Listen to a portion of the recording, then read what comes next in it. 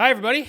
Welcome to the Blendr Report, where news meets rational thinking. I'm your host, Jonathan Harvey, and this is your co-host, Liam DeBoer. Liam, what's up, man? Not much, brother. Big day ahead of us here on the list. So we're going to be going over the Epstein drop of the documents that happened last night, the oppressive taxation of the Trudeau regime, climate scientists and how they are starting to debate the validity of a lot of the climate science, and BRICS by BRIC, so the new Eastern alliance that is forming between some superpowers such as China, Russia, South Africa, and some more countries that are eyeing to get involved in that alliance. So before we hop in here, if everyone wouldn't mind heading over to our website, blendrnews.com, BLENDR news.com, to subscribe to the newsletter, that would be great. All right, let's get into it. First off, with the Epstein list here, I thought we would just do a little disclaimer as I made a video last night.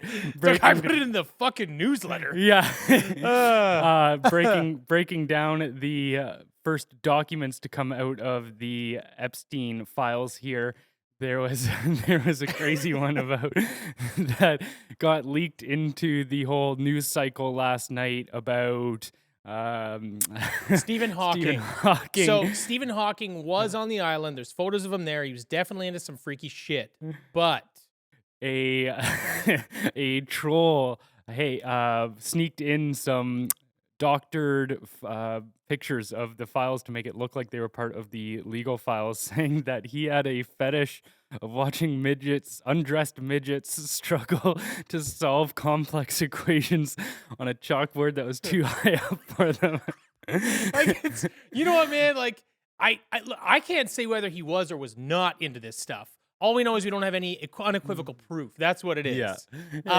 It's very unlikely, but I'll tell you, it was a bright light in a dark room, so it was kind of funny. Man, I just could not get past the concept. And it is just too much comedy gold that I maybe should have set off some radars. Well, you and I did talk about it. You and I were like, "Oh, can we corroborate this?" And you're like, "Actually, a lot of really, credible journalists have posted this." So we're like, "All right, let's slip it in there." Yeah, man. It was all over through the news cycle in Twitter last night, and yeah, even a lot of my my go-to journalists were posting it, and so what?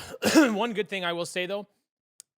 The positive here is obviously we don't like to report false news, fake news. But we all know that the entire Epstein situation is really dark. It's really bad. Nothing good happened there.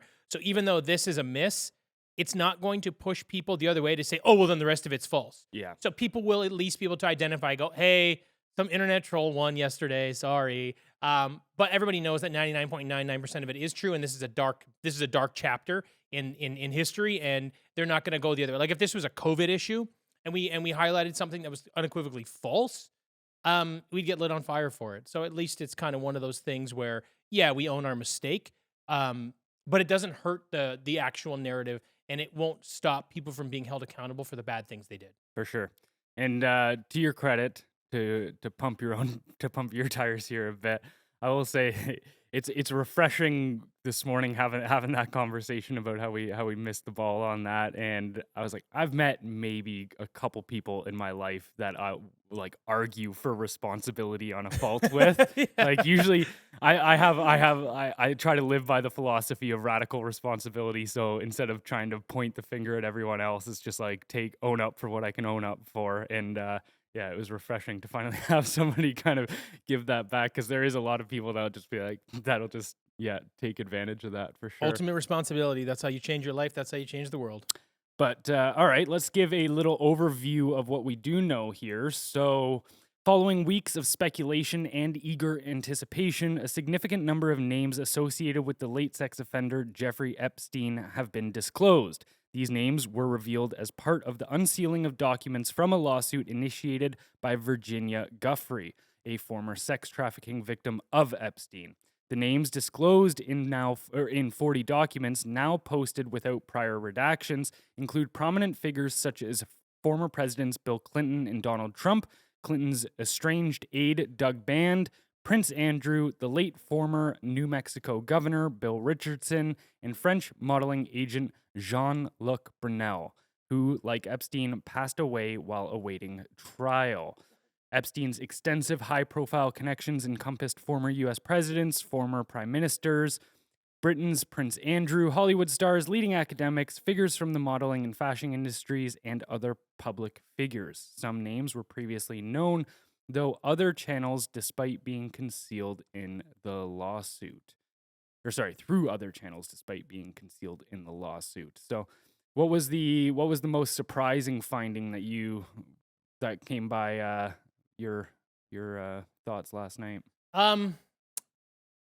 I guess I would say nothing really other than the Stephen Hawking thing that I thought was true.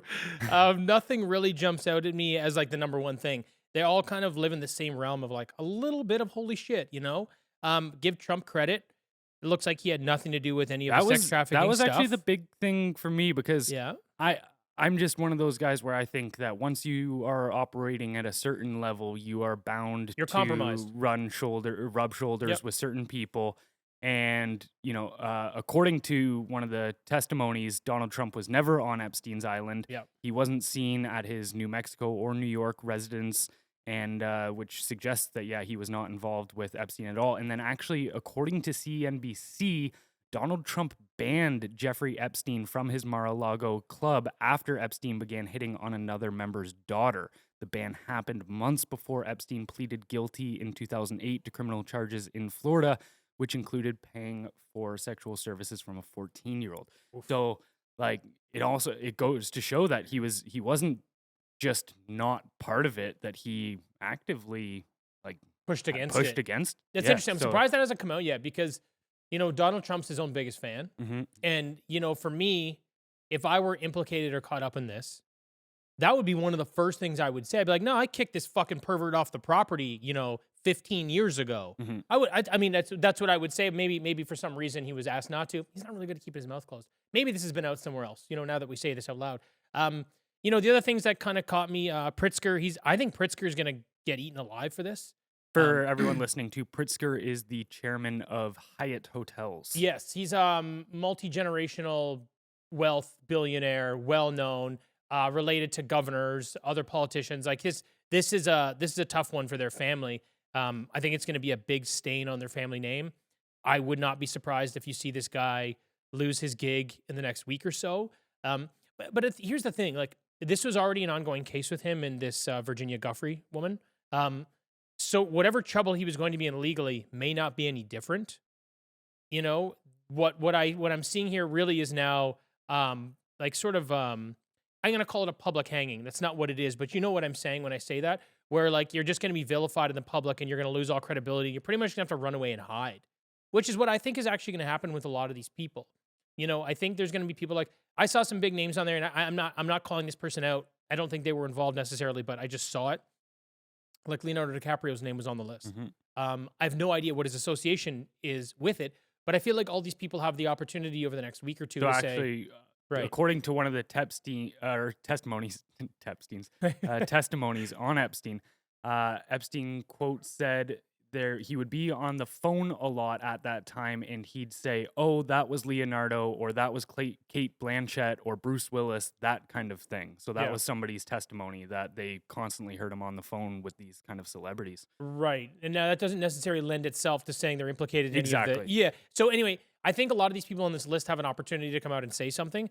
But anybody that's really tied up in this from a legal perspective, I think they're pretty much pooched. And now is going to be the time that the public decides, bless you. Now is going to be the time that public decides how they're going to be treated. I think that's really the biggest thing. It is nice to see some of these names pop up and some of these people get called out.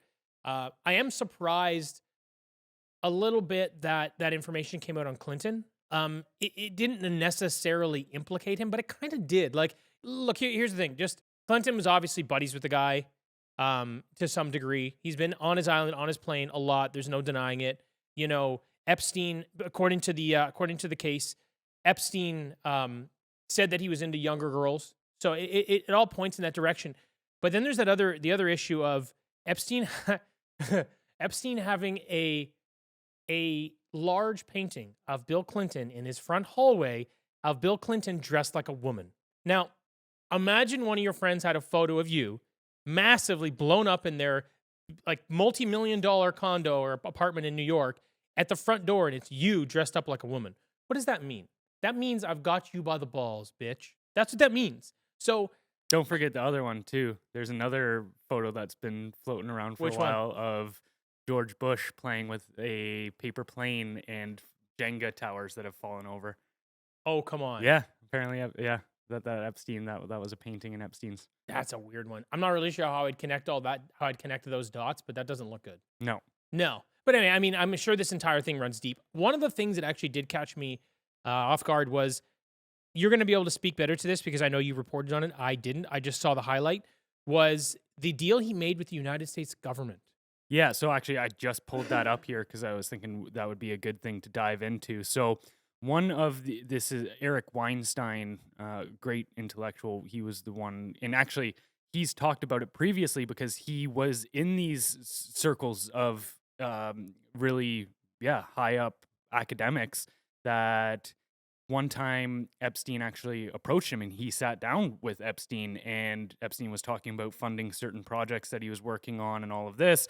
And he has been very open that was the only meeting. And he's also gone into great detail about how he could just sense that there was just something evil with this guy from the minute. Like, and even back then, he could kind of tell that it almost seemed like he was trying to get people in on certain things, like kind of the blackmailing honeypot kind of idea. Like it was predatory to begin with. Yeah, he was like, he's one of those guys that as soon as he walked in the room, the hair on my body just stood up straight, and Right. I just knew that there was something wrong with this guy. But anyways, he uncovered a part in that document where it says Epstein also trafficked Jane Doe number 3 for sexual purposes to many other powerful men, including numerous prominent American politicians, powerful business executives, foreign presidents, a well-known prime minister, and other world leaders. Also, just I should side note there's a lot of speculation that prime minister is ours, Justin Trudeau, except there's actually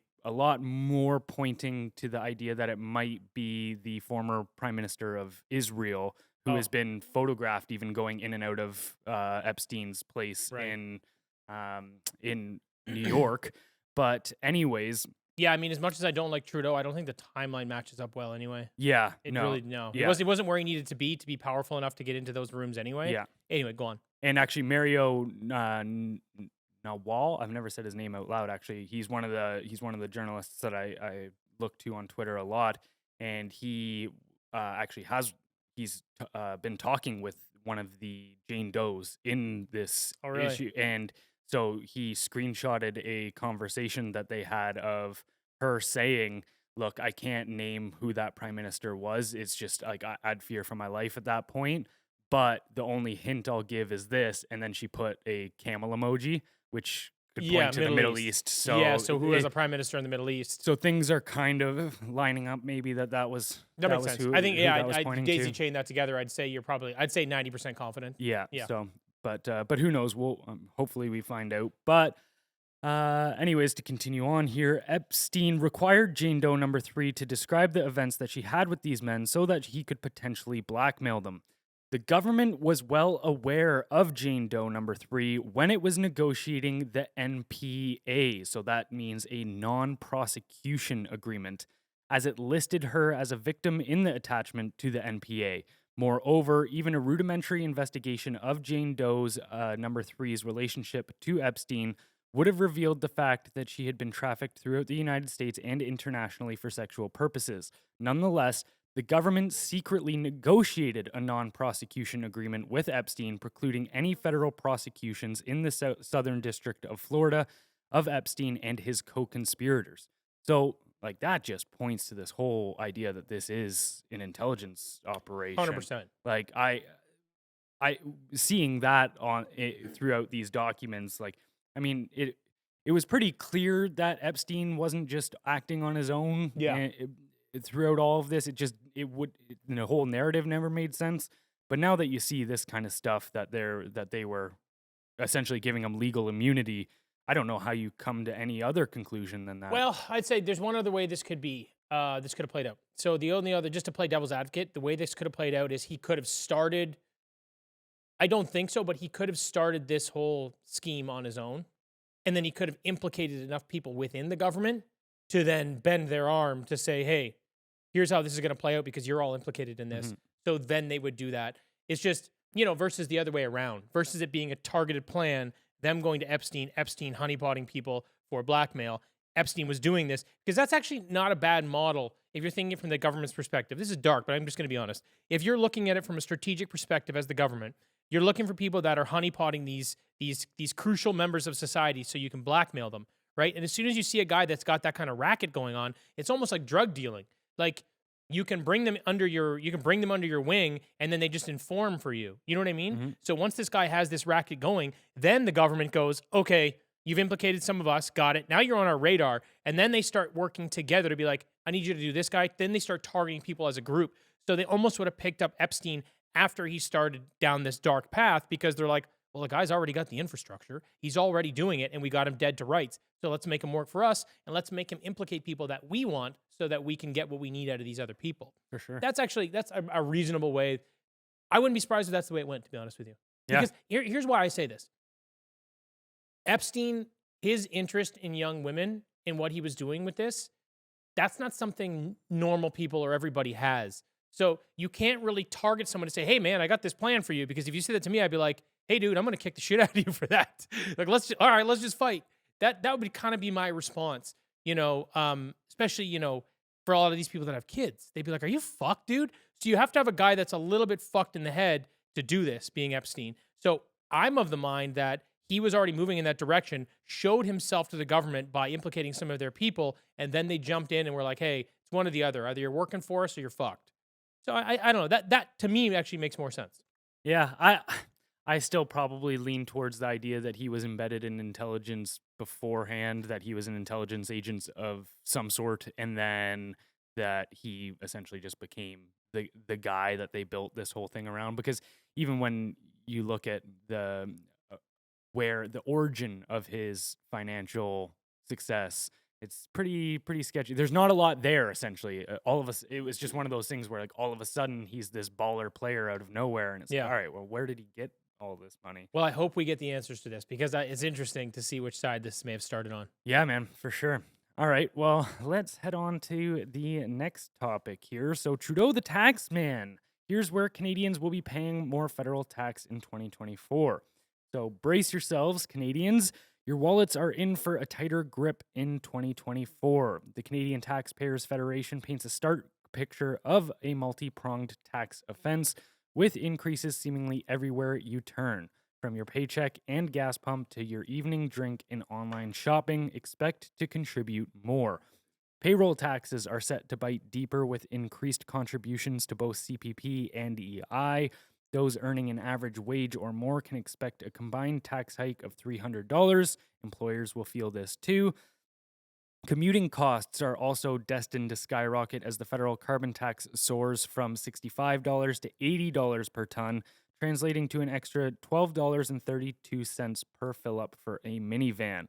While rebates are touted, a parliamentary budget officer report sheds light on the harsh reality. The average household will still be shelling out between $377 to $911 annually. And it doesn't stop there. Alcohol taxes are joining the party with a 4.7% inflation-linked increase, pushing the price of your favorite beer, wine, and spirits even higher. Even the digital realm isn't spared. The new digital services tax aims at big tech giants like Google and Facebook, but brace for potential hikes as the burden is always passed on to consumers. Quote, an economic impact assessment of the French digital services tax shows that about 55% of the total tax burden will be passed on to consumers, 40% to online vendors, and only 5% borne by the digital companies targeted by the new tax, according to the Tax Foundation. Overall, Canadians face a complex web of tax increases in 2024. While the government justifies some changes for retirement security and environmental goals, their immediate impact on household budgets cannot be ignored. The average family already coughs up over 46% of their income in taxes, while Trudeau promises to tighten that grip even further in 2024. So, man, there is just so much to go on there. But the idea that this man can stand on a stage and say that he's trying to make life more affordable for Canadians is just a level of manipulation that I can hardly comprehend. Yeah, that's what happens when you control the media, though, right? You can say Mhm. whatever you want and convince people that they need to continue chipping in, which is what he said the other day, which blew my mind. He goes, "Hey, Canada, we're progressing and things are great. We just need you to keep chipping in so we can keep going down this path." Like, nobody wants to be on this path. Like, I go over this a lot, but like, housing prices double, rent doubles, groceries are up 277%, gas is up 40%, and it's going to continue going up. You're getting hit with taxes, you're getting hit with inflation. No matter where you look, this country is becoming unaffordable.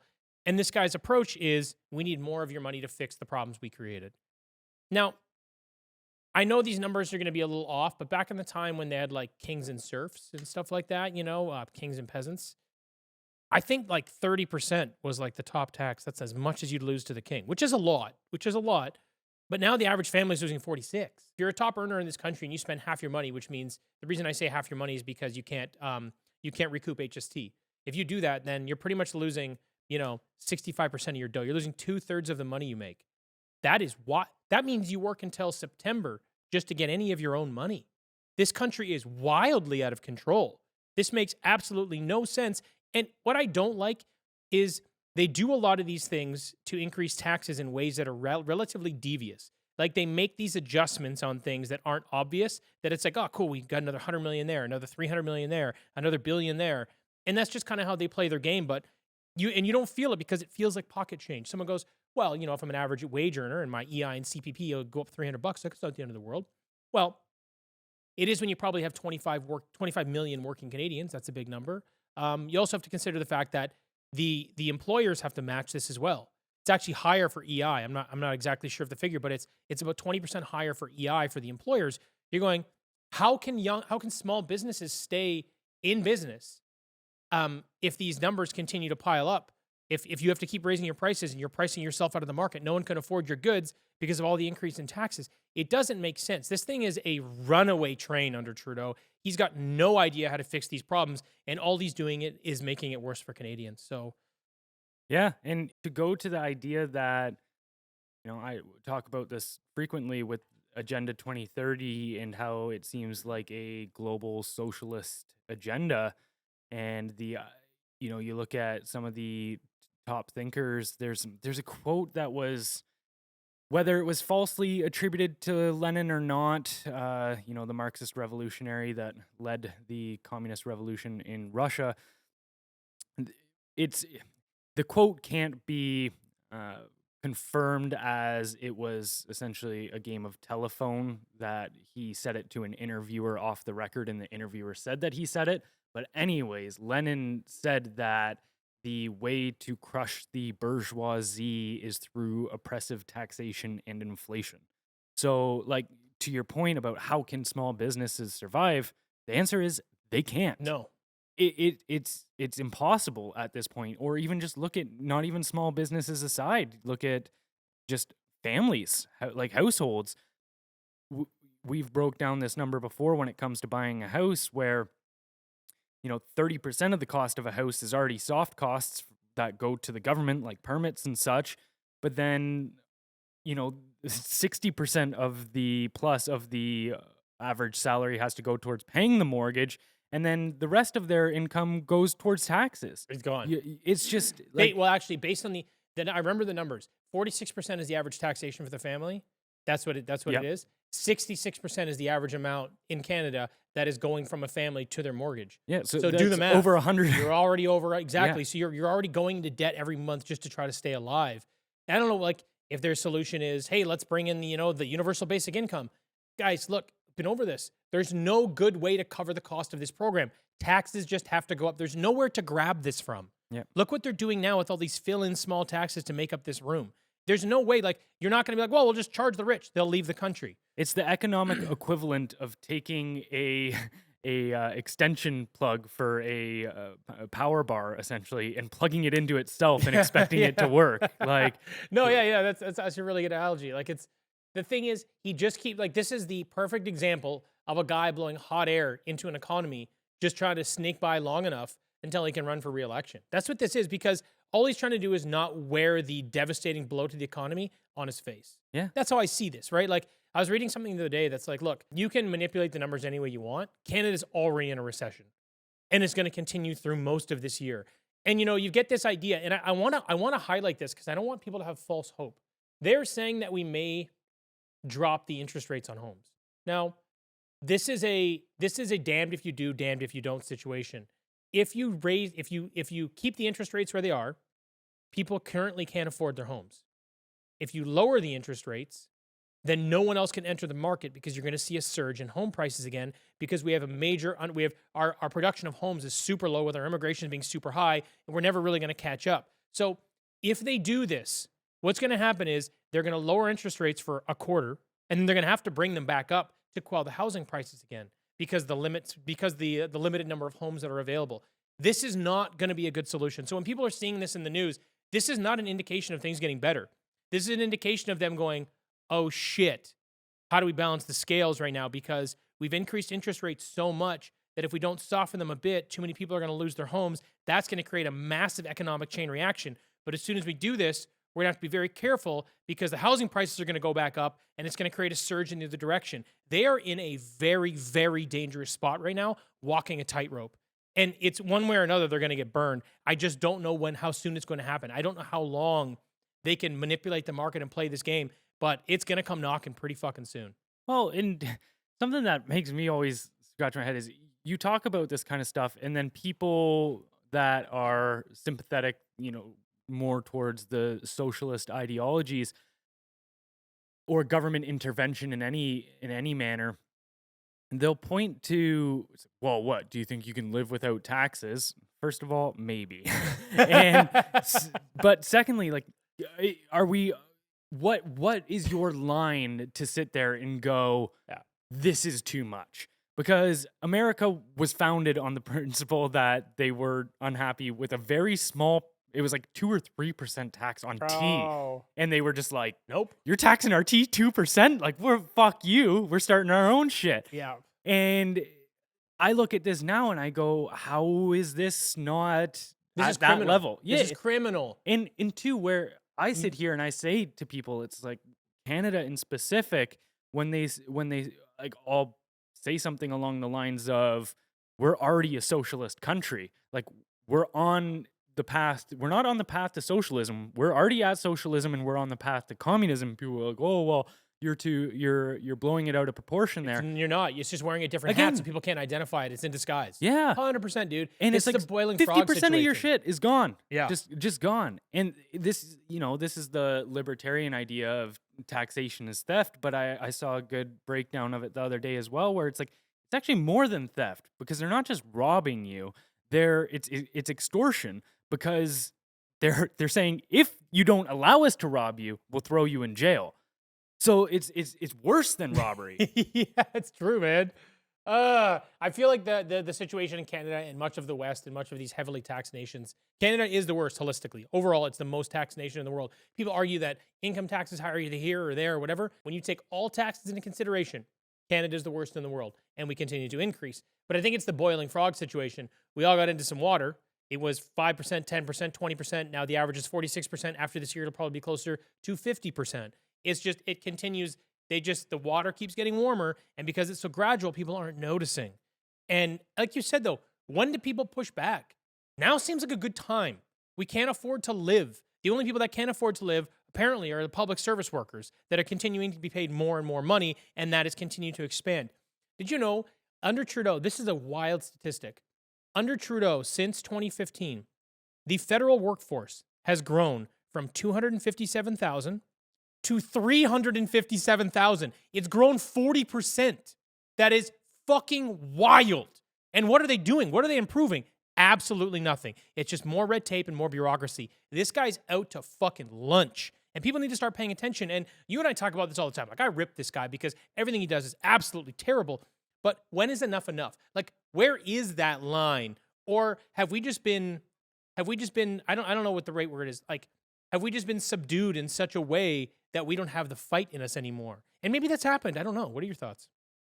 I think this goes back to the idea, I've been talking about this online a little bit over the last week or so, is that most people don't want freedom, man. Most people want a master. And it's the idea that it's an old Freudian idea that freedom requires responsibility, and most people are terrified of responsibility.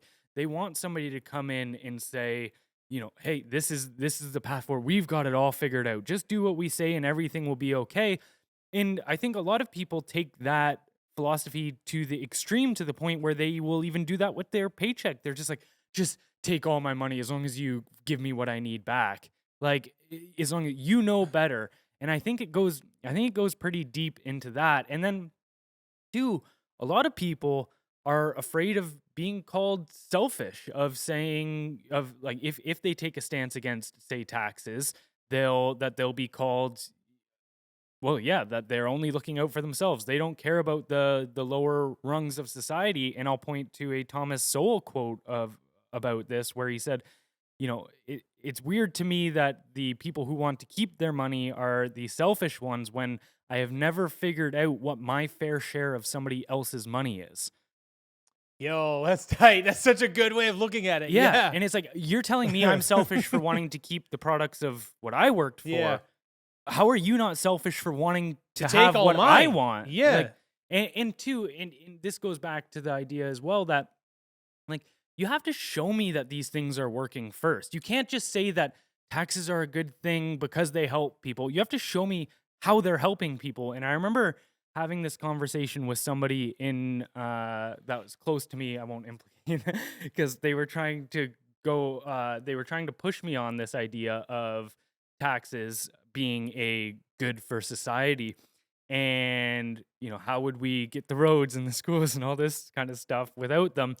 And I said to them, I know that you tried to go through, and I'm sure they do it 100% legally, everybody, that they try to circumvent every single tax loophole they can. Everybody should. And I looked at them and I said, I know that you try to save as much as you possibly can on your taxes every year. Yeah. If you believed that this was actually some magical good thing for society, why would you be acting that way? Why wouldn't you just pay more? Yeah, and I could tell that it clicked in their head at that moment, that they're just like, oh, I've got a cognitive dissonance going on here, of realizing that this money should be in my hands. I don't like that these people can take it, but I'm almost trying to comfort myself that they're taking it with this false notion that it's beneficial for other people. I mean, they run a good racket, right? Because they get hundreds and hundreds of billions. I think $600 or $700 billion a year in Canada is how much they take in.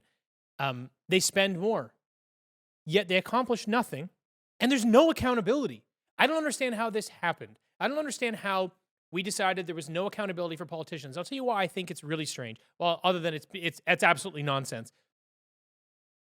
There's no real qualification to be a politician. If you're gonna go do something else, like be a plumber or astrophysicist or whatever it is you're gonna be, there's certain qualifications you need, education you need to be able to execute the job, and now you're responsible for what happens. With politicians, there is no specific path you need to follow to get the job. Therefore, they should be under far more scrutiny. Far more. Everybody should be paying attention to the guy that doesn't know what the fuck he's doing, who's in charge of everybody. It makes no sense. But instead, we just give them more money than it's godly amounts of money, and just say, do whatever you want to do with it, and you're not accountable. What kind of system is this? It makes no sense. It seems that people have forgotten that the whole idea of our government is that they work for us.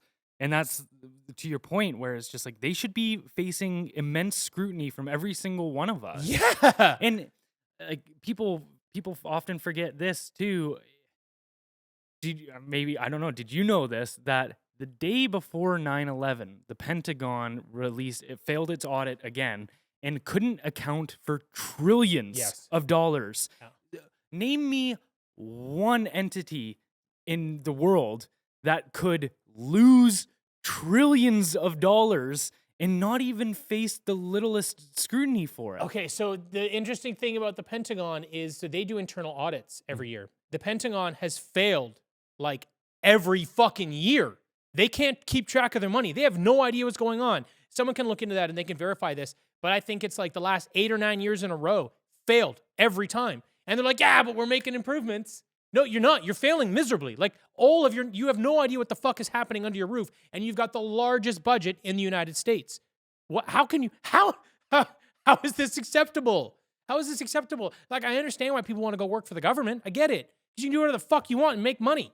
And no one's accountable for anything. It is so mental, man. And this goes back to the concept that they don't have any consequences in any of these actions, because if they fail to solve the problem, well, they won't face those consequences. Whatever the problem is, they won't face the consequences of not solving it.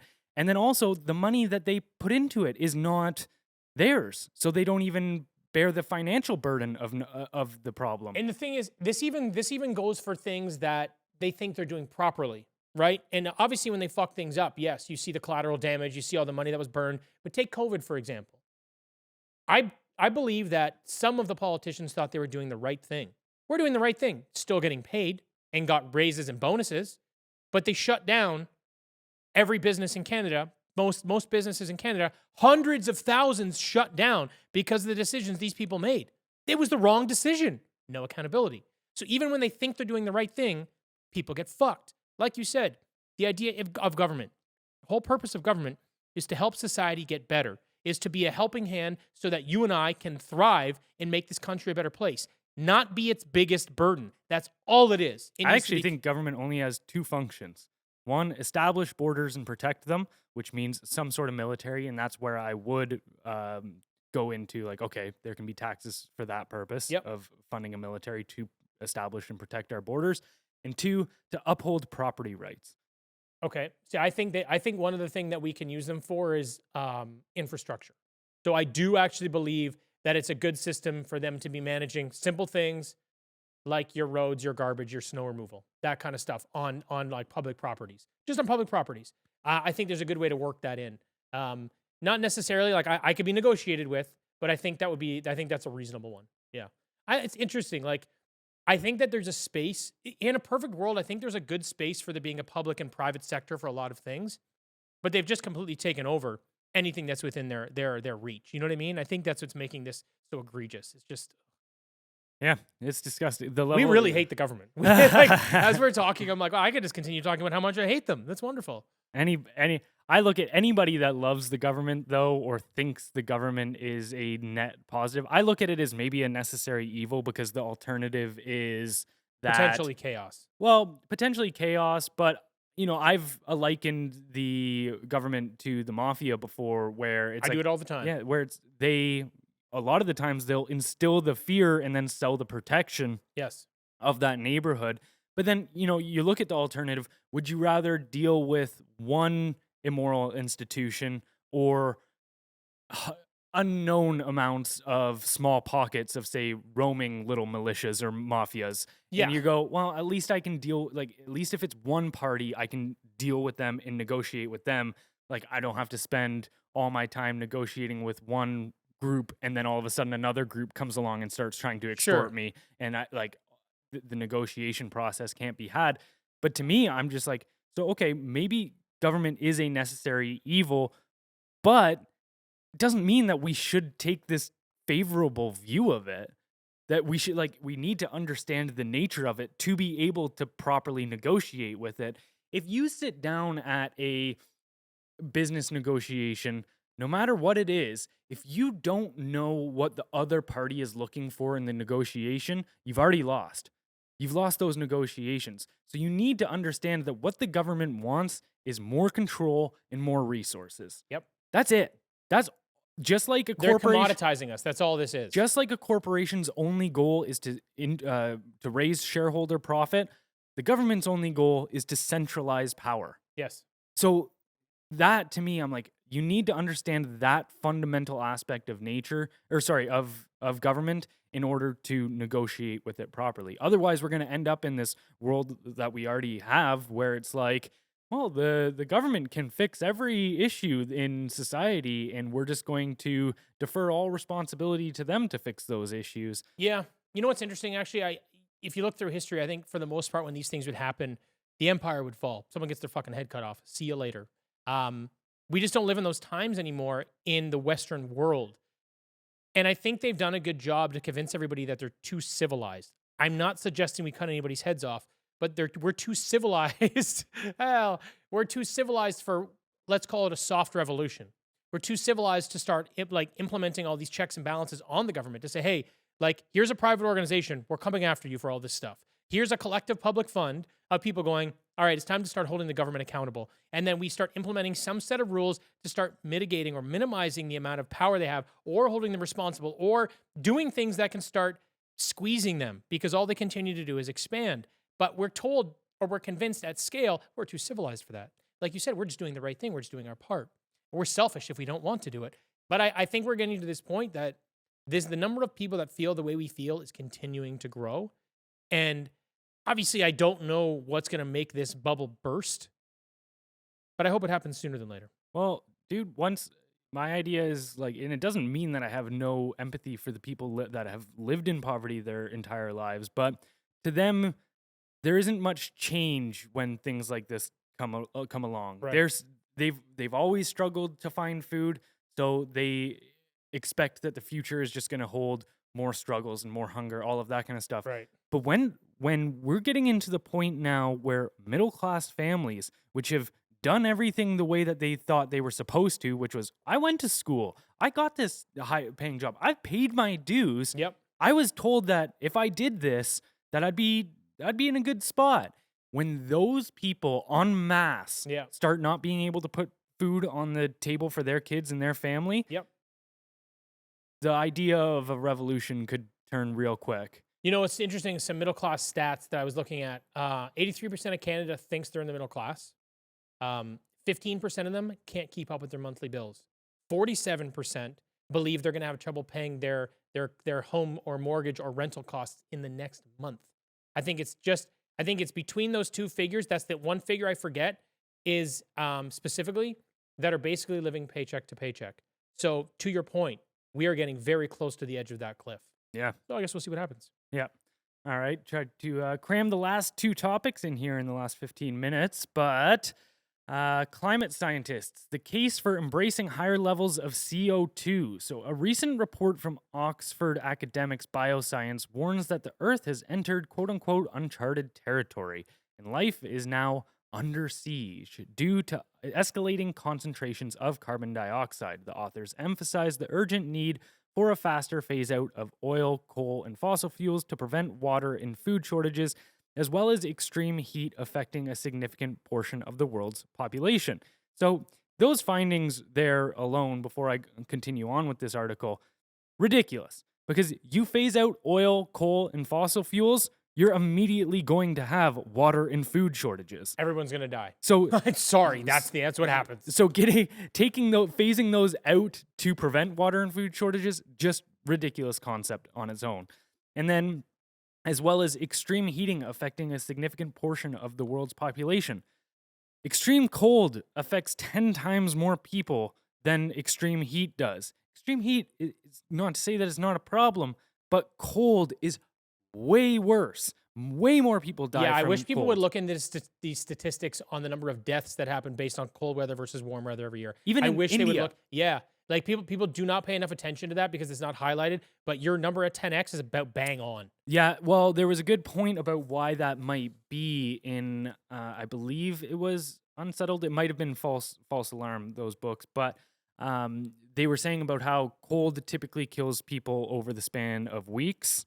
Heat can kill them through dehydration within a matter of days. I looked at these figures from like 5-10 years ago on a government website. Yeah. And it was, the numbers were mirrored. They were pretty much, you said, they're basically 10x. So if you do some research from credible sources, it's pretty significant. Yeah. And people just are not aware of it. They're not, it's just, I get it. I understand that there's this alarmism and there's this paying attention to the media and all these things they're throwing at you. But yeah, sorry, go on. Anyways, yeah. So, however, not all scientists share this perspective. Patrick Moore, chairman and chief scientist of EcoSense Environmental and co-founder of Greenpeace, dismisses climate change as a quote-unquote total scam, arguing that there's no scientific evidence linking CO2 to climate change over the decades.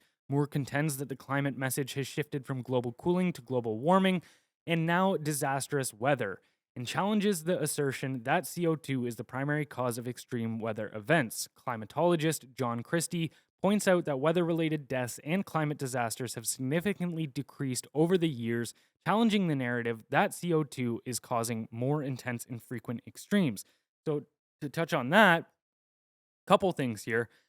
If we are to believe that CO2 is the driver of the warming of the climate, it makes zero sense that the climate cooled from the periods of 1940 to 1970, which were also one of the most rapid developments in industrialization in human history, if not the most.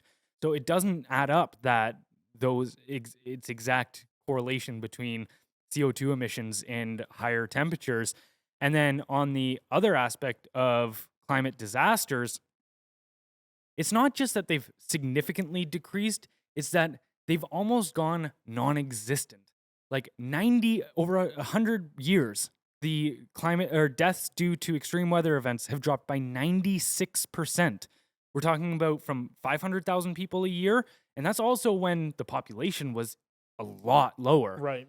To nowadays, it's roughly 20,000 people a year. Right. So one thing I would have to highlight there is our technology to be able to forecast incoming storms and stuff like that is improved substantially. Like we do hurricane watch every year. We know when shit is going to hit the fan. For sure. So people can be more prepared, and we have better technology, better, safer homes, all these other things. We have better protocols, better healthcare. So, I mean, even if you take all the things I just said and say that the number of deaths is square by the differences of a technology, still not a huge, like, it still doesn't add up to what they're saying, right? Yeah. But look, adaptation is a massive part about our strength as humans. Sure. That is the number one strength that we as humans have, which is we adapt to our environment like crazy. Yeah. Think about it. You've got people living way up there in Nunavut, essentially in ice for their entire lives. And then you've got people in sub-Saharan Africa living in dry-ass deserts for their entire life. For sure. Like, we're extremely adaptable to our scenario. But it's like, look, if there's a problem like weather events, it doesn't mean that weather events themselves have become non-existent. It's that the threat they pose is way lower than we would ever have throughout human history. Right. Do you know what the number of extreme weather events though is by volume in comparison? So I don't know about the exact number. However, I can quote the IPCC reports. They're the AR5 reports, which again, the IPCC is the International Panel on Climate Change, which is the division that's tasked by the UN to do all of this science. Even themselves have said in those documents that there has been they have low confidence, which means there's less than a 10%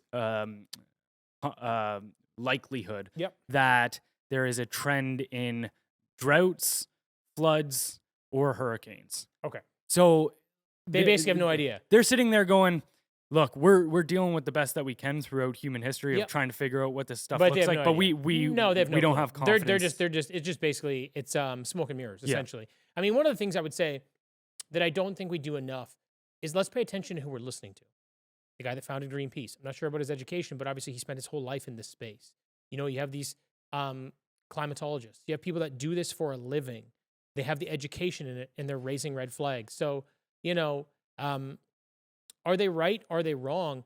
I think you need to put more weight on people's opinions that have the education and have the experience. And I think I said this last podcast. If this is even half as bad as the media presents to us, why don't they just show us unequivocal evidence that proves that it's that bad? Because then all these people that are saying this stuff, they'll just be proved wrong. And then people like you and I can get on the right side, in quotes, of the issue. But without any of that proof, it just makes them seem like they're full of shit pushing this media campaign, which more than likely seems to be the truth. Yeah. And what's crazy is there was actually a while back, Rogan did back-to-back episodes of Steve Koonin, which is one of the authors of the books that I've mentioned on this podcast before, called Unsettled, where he breaks down all of these reports, the IPCC reports, and then he brought on, I can't remember the guy's name, but it was a professor at the University of Texas, and he was very alarmist about climate change. He was saying that climate change is 100% humans' faults. But then Rogan asked him at one point during the interview, he said, "Okay, have you listened to the podcast I did with Steve the other day?" And he said, "Yep, I listened." And he goes, "What did he say in there that was wrong? What did he say in that podcast that was false?" The guy said, "So everything he said was true. And I can't refute any of the things that he said, but it's just, I think he's only telling one side of the story," which maybe, but the very fact that you look at somebody that sits there and like unapologetically is like, this is all bullshit. Yeah. And then you say, I can't refute anything he said in that podcast. There goes your argument. What are we doing? That's what I mean. Yeah. There doesn't seem to be a lot of strong support showing that this is going to be a significant impact for humans. There just isn't. You know what I mean? They just continue to highlight this information, and I think they just continue to use the media as their weapon of choice to basically use it as a tool of suppression, a tool of taxation, a tool of control. And I don't see this going away anytime soon because they don't have a COVID or something similar to keep us in line. So, and this goes back to something a great thought, which is I'd rather have questions that can't be answered than answers that can't be questioned. And that is what a lot of this narrative is all about. And I'm not sitting here saying I have the unequivocal answers to this whole problem or anything, but I'm sitting here just going like, I don't know what to believe, but it looks like you guys are lying. Well, yeah, I mean, the thing is, to get to the bottom of this, you have to have rigorous debate. You have to be able to ask the questions. You have to be able to look at actual science. You want to be able to look at data and compare it to maybe the guy on the other side of the aisle. Be like, okay, well, what do you have that I don't have? Why are you seeing this in a particular way, and why are you seeing it in another? And like you said, you're looking at the IPCC, and they're like, well, we're not really less than 10% likely that there's any correlation here. That's really flawed data. Like anything they have on their side seems to be easy to break down, easy to disprove. And anyone on the side saying, hey, you guys are being alarmist about this and it's not that serious, there's nothing to refute. Yeah. So what are we doing here? I don't understand. The only thing is, like you said, participating in stupidity. Well, it's a fucking charade again. Like I've been using this word a lot lately. It's just this charade where you can't ask questions. It's like an incendiary topic that if you ask a question, you're an idiot, you're a bigot, you're a whatever it is, you're a conspiracy theorist. Look, I don't think that's the case. I'm all for saving humanity, whatever that means. But right now, this whole climate agenda seems to be politically charged, and honestly, nothing else. Yeah. All right. So last quick topic of the day here. Bricks by brick, the Eastern Alliance doubles, accounting for 25% of the world's GDP. So BRICS, the economic alliance of Brazil, Russia, India, China, and South Africa, has significantly expanded its reach by welcoming 5 new members: Egypt, Ethiopia, Iran, Saudi Arabia, and the UAE. This move, announced by Russian President Vladimir Putin, who has assumed BRICS leadership over the year, aims to bolster the group's strategic influence and counter Western dominance in global affairs. With these new additions, BRICS has boosted its global influence, now representing a collective population exceeding 2.5 billion and a combined GDP surpassing 16 trillion. And apparently there are 20 additional countries that are seeking membership, with another 20 giving it serious consideration. So what's your thoughts on the new alliances being formed? Yeah, I mean, this is just the gentrification, in a sense, of the Eastern Bloc, right? This is going to be the primary economic group that is going to grow out of the East to challenge the West. And they said it flat out, like, hey, we're doing this to challenge the West. We're doing this to challenge the superpowers that are currently in place. It's interesting. I don't necessarily see this as a bad thing. Well, being free market type of people, you need competition. Right. And look, like, there are always going to be people that see the world a different way, and you've got these different parts of the world. And I want to identify something, and people might give me some shit for it, but I think it's important. We look at places like don't get me wrong, right now Russia invading Ukraine, that's bad. But take that out of the equation for a moment. The way that people live in Russia, the way that people live in China. Okay, you're going to complain about the way that they treat their citizens. How do you feel being treated here? 50% of your money goes to your government. They just tell you it's good. You know, you look at what's happening in the United States, 131st on the Global Peace Index out of 163 countries. Shit's not good there either. All I'm saying is there are different ways to live, and every country's got its problems. And, you know, by these things sort of separating, people are sort of finding their own group, and they're going to continue to work with those people. This is an economic group. Their intention here may be nefarious in some ways, just like so is the West's, right? But it's good that these groups are working together because I actually think it's going to create more global stability once it shakes out. I really do. But I also think you're going to see a big shakeup in the G20.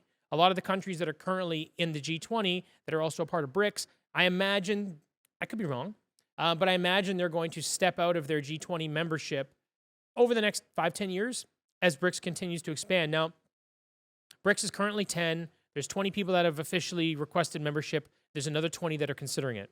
So even if 20 more of them join in the next 5 years, you got a group of 30.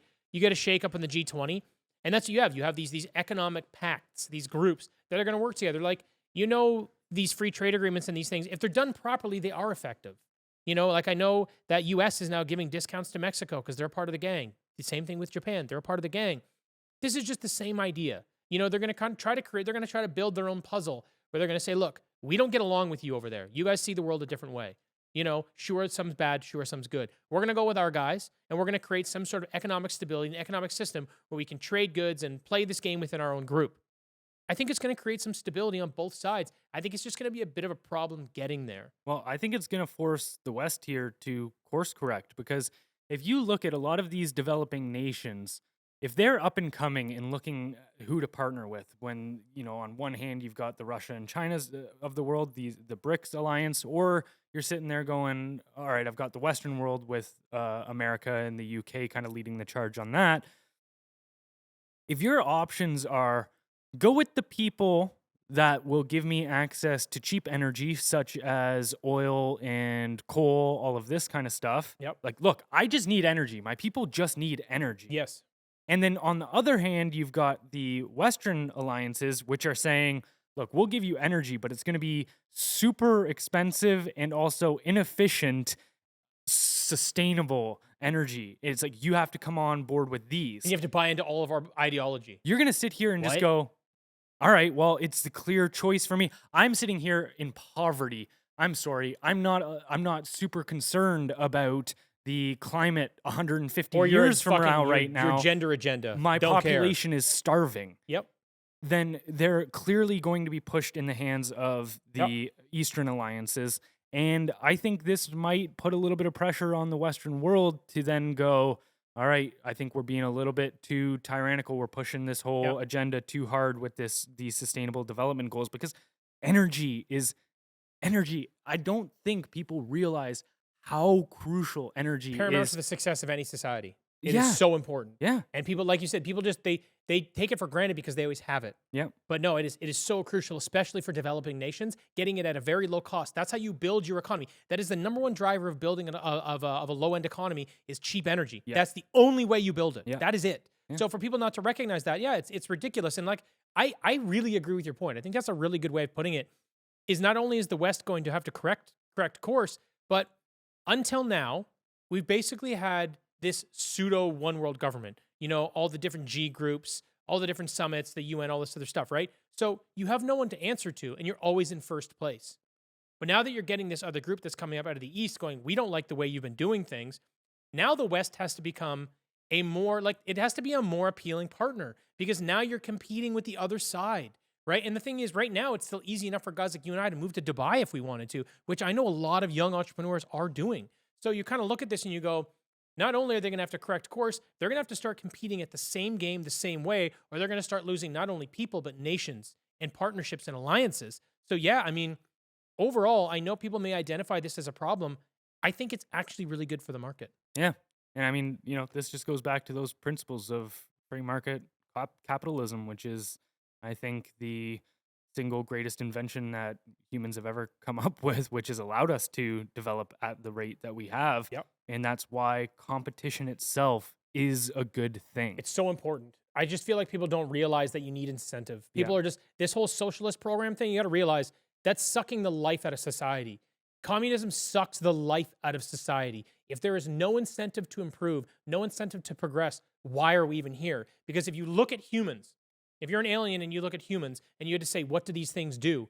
They progress. Look at an iPhone today versus 20 years ago. It was a fucking flip phone. You'd sat on it, it would break. Now it's a supercomputer. You know what I mean? This is what we do. So when you take that out, when you communism basically cuts the balls off of society, and the direction that we're going with more of these socialist programs, the things that we're doing, that's all it's going to do. It's going to subdue us. And I think things like this will help instigate it'll help spark this new wave of life in the Western world. So yeah, it's going to be bumpy for a little while. And yeah, people are going to bitch and complain about the civil rights in other countries and how they treat people and this and that and blah, blah, blah. Look, these are different things.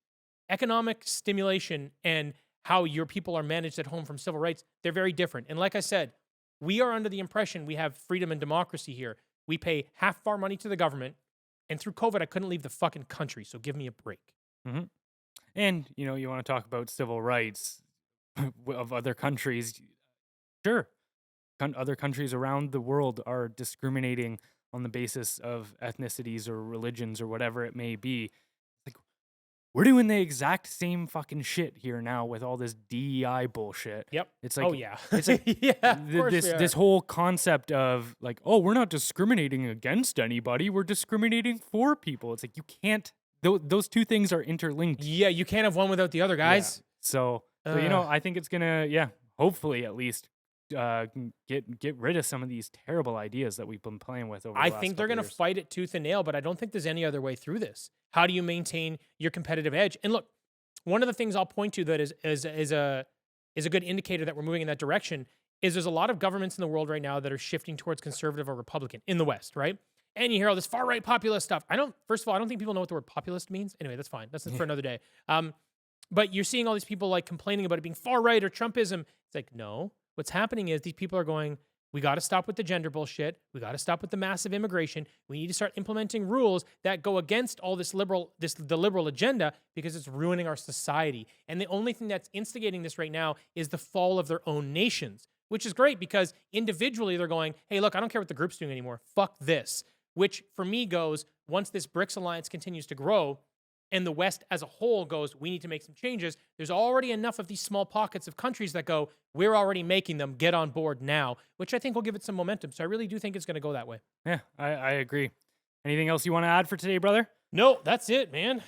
Thanks, and bye, everybody. See you next time.